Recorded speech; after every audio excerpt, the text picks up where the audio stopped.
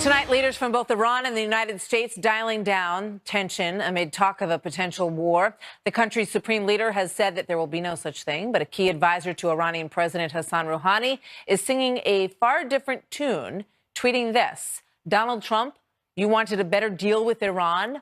Looks like you are going to get a war instead.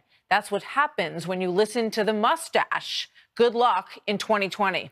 The mustache in reference to National Security Advisor John Bolton. Earlier, the New York Times reported that the administration is considering 120,000 troops to Iran, but the president pushed back on that today. Watch. Would I do that? Absolutely. But we have not planned for that. Hopefully, we're not going to have to plan for that. And if we did that, we'd send a hell of a lot more troops than that. But I think it's just, where was that story? In the New York Times? Well, the New York Times is fake news. That was this afternoon at the White House. Joining me now, Fox News senior strategic analyst General Jack Keane. General, good to see you as always. Thank you for being here tonight. Good to see you, Martha. What do you think about the 120,000 troops story?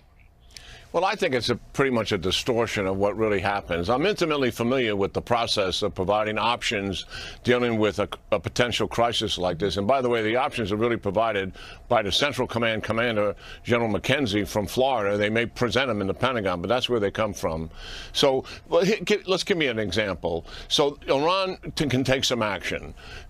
Clearly, a drone attack, a missile attack, mining the harbor. So we'll run options and risk associated with every one of those, or multiple things at the same time. And possibly one of those options were, if they were making comprehensive attacks, multiple locations with different means, then we would have to have a base force that's larger than what we have there. So that's an option. It doesn't mean that that's the option we're going to execute. And that's why the article, I think, is a distortion. And you got the reaction from the president. He doesn't even know what they're talking about. So the other line of thinking is that John Bolton and Saudi Arabia and Israel very much want war with Iran, and that's what they are pushing for. There was even a suggestion that that the explosions in the Saudi Arabian oil tankers might have been done to provoke that. What do you say to that? Well, I think that's also a distortion. I think that's fairly unfair to Ambassador Bolton, the National Security Advisor. There is no doubt that when John was out of government, he had very strong, and some would describe it, hawkish views in the execution of foreign policy. That's true. But he is working for President Trump, and President Trump does not share those views. President Trump drives national security and foreign policy, and John would be the first one to tell you that. So the thought that because John Bolton is there, somehow we're closer to a war, that is nonsense. President Trump is measured in dealing with Iran. What he really wants to do is negotiate with them and create a better deal than the JCPOA or the nuclear deal that we had. And he said it many times.